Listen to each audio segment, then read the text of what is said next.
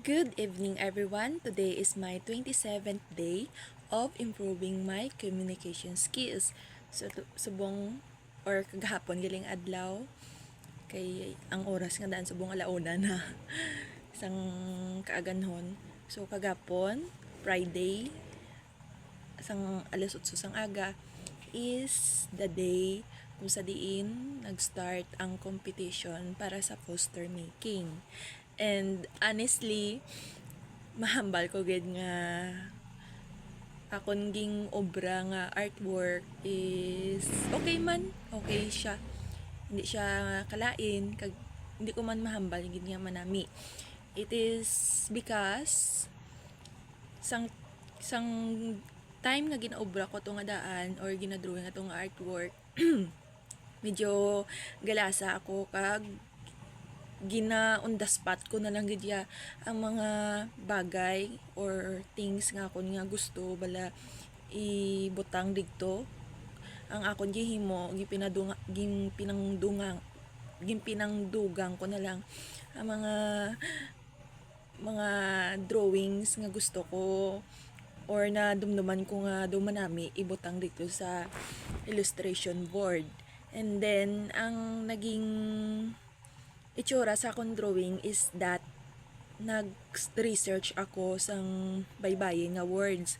Kaya ang topic nga daan is related siya about sa cultivating the culture of wika. Paglilinang sa kulturang wika. Doon muna ang naging context or theme. That's why giiklod ko to ang baybayin kay ang baybayin nga daan amo na siya ang pinakalengguwahe gid sang Pilipinas adto sang time nga way pa nasakop baybayin gid ang pinaka wording naton or nakon kag sadto pa lang sang way pa ko nag-college ang high school pa lang is na discover ko ina kag nag-try man ko learn. So kumbaga very familiar gid ko kumpara pa lang sadto. That's why giiklod ko sa ang word nga baybayin nga akon gimutang is mabuhay Pilipinas. Kag amo gid to siya ang ging patunga ko ging pasentro ko gid siya sa post sa illustration board.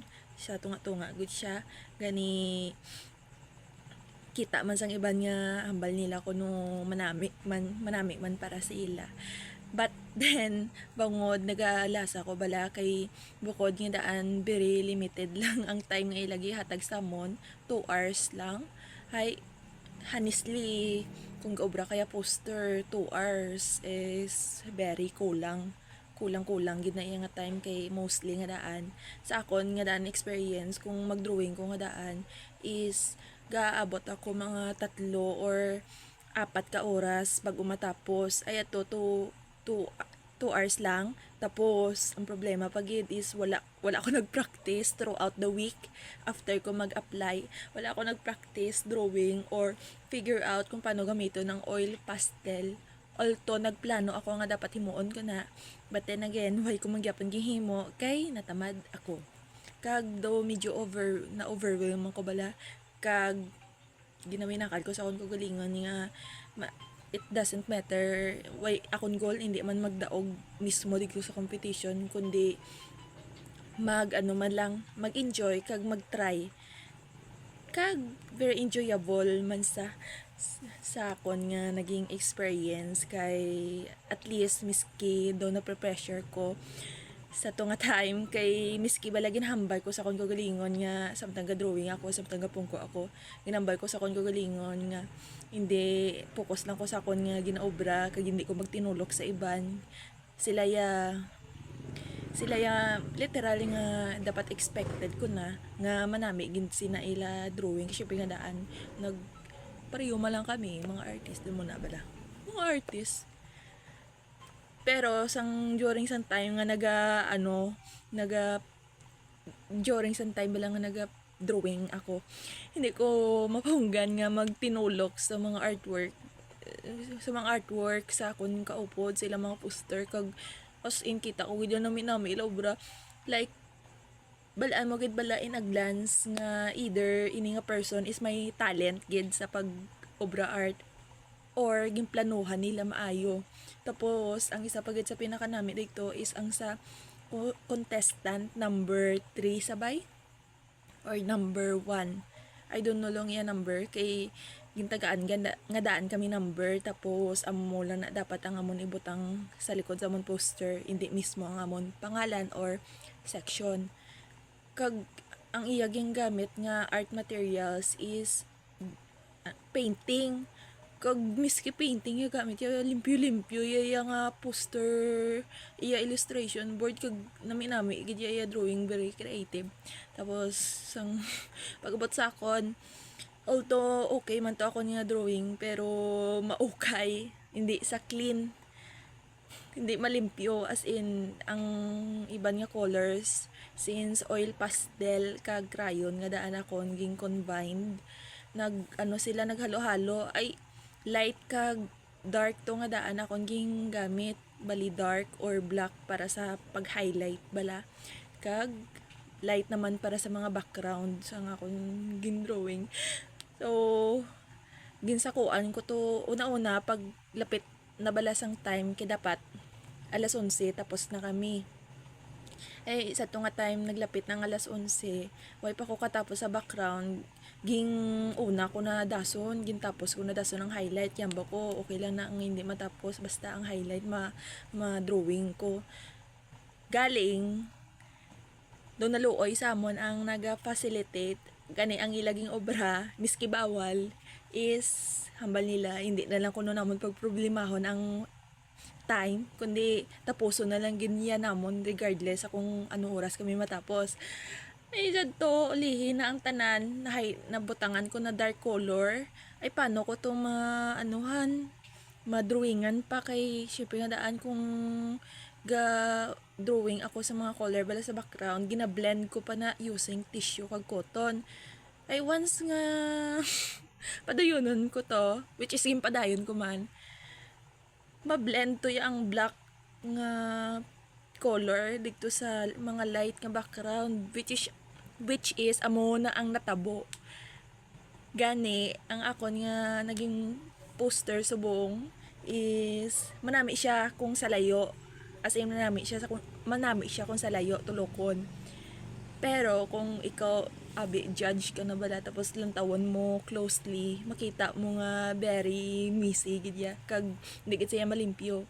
Ay part nga daan sang category or ganina nang category bala nga kung sa diin may mga statement na dira nga amo na ang new score. Ay may part dito nga dapat cleanliness which is 15%. Ay dito pa lang lagbong nako. So amo na.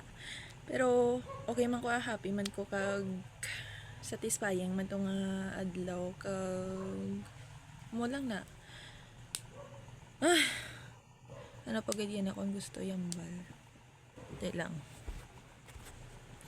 Kag kalabanan sa nga mo naging upod dito sa pag-ubra sa poster is mga first year. Abi ko gani mga kaidaron ko sila. Tapos may nakilala ko dito nga first year nga halin sa IT, lalaki, kag drawing man siya. Oil pastel man ang iyang gamit nga artwork. Kag kita ko nga gid siya. Pinamangkot ko siya kung commission siya bala drawing sa hambal niya ko no oo. Tapos ga charcoal commission sa kuno, and then pinamangkot ko pagid siya kung naka-intran na sa mga poster making bala sa high school, hambal niya man oo. Tapos sa kibot pa sa gani kay naging third sang nagpakilala ko nga third year kibot sa, tapos sinambalan niya ko nga senior. My gosh, I think that's all. Tutayan ko na, ay nako. Actually, dapat kagina pa ko mag-video the day after or mga 10:00 siguro or 11:00 kay amo na ang usual time kung sano ako ga-bid sa muni nga goal para sa muni nga video. But then, though medyo na overwhelm ko nga daan kay ginapinanumdum ko man to.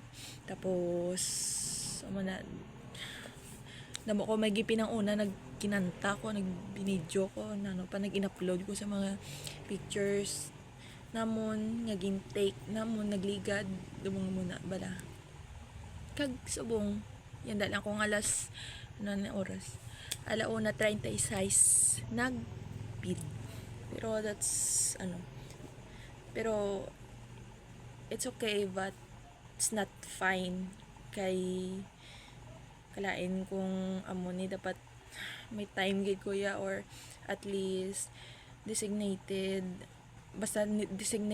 time kung sa diin dapat video nako kay delikado na ni nga daan kung magtuod na gid bala mong klase may klase man kami pero inang sige-sige na bala mong klase kay magabot ang time nga way nako guro time nga magmuni-muni so kinahanglan may designated time gid kuya nga iset which is dapat much earlier siya hindi ko dapat maabtan sa kaaganhon or alas 11 or alas 12 sa pag-video dapat earlier pagid sina for example mga alas 7 guro or alas 8 will do na manakon dapat pag-uhon gid oh my gosh dapat ginauna ko na lang gid pero anyway hindi man ko gyapon makatulog subong kay nagkape ako tapos wala klase tapos kapanalod ko to kasi wala gatubod kag gilantaw ako sang The Walking Dead sa Loklok nga app dugay ko na siya gusto lantawon kag yan lang ko naka-time kay bala ko next week hindi na ako sina maka-time gid lantaw gani ginasagad ko na subong kay sagit kami sini sa next week. I think that's all for my personal life. I'm thankful man kay bisa na lang gid ko magamit filler words though ang filler words gani though hindi na siya part sa akong sa akong pagambal kay nalata ko do halos wala na ko gahambal sina sa mga filler words and also ang akong nga body language nag-improve. It is because hindi na ko ilog sa to nga kung sa diin pagkakalot-kalot or gamon muna or nano. Siguro ang isa na lang gid guro sa hobby or na problemahan or need ko pa gali i-improve sa akong body language isang pag ko sa akong buhok. Pag muna kay daw halos taga video ginapalikod ko. Pero wala na. Dila. I think that's all for my personal life. Nothing much happened. Nagkulambo ko kay naging na ka-experience ko nga kinagat ko sa lamok. Kay sakit-sakit ang kagas ng lamok. That's why I decided nga magkulambo na lang. That's all. And the quote of the day subong is related ni siya sa The Walking Dead nga akong ginalantaw. Kay may isa to nga daan ka scenario which is sa episode 3 sang season 1 wherein ang isa bala ka lalaki or lalaki is ging pusasan sa bala tapos ging higot sa dikto or ging pusasan sa dikto sa rooftop.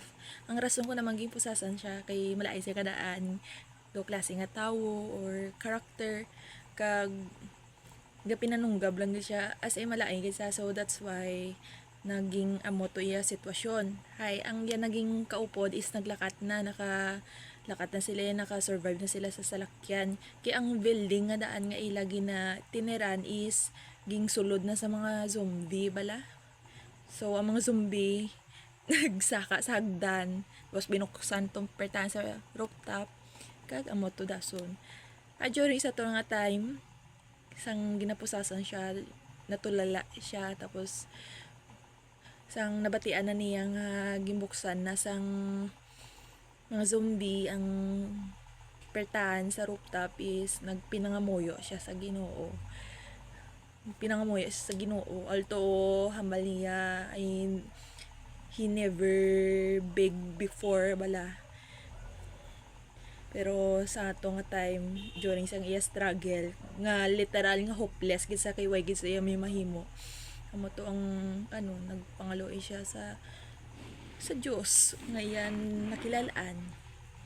Kag amo na sa ang learning. Actually hindi na siya motivational quote. I think realization na dapat akong tawag sina tuod gyud man ang time no matter how much we don't believe with God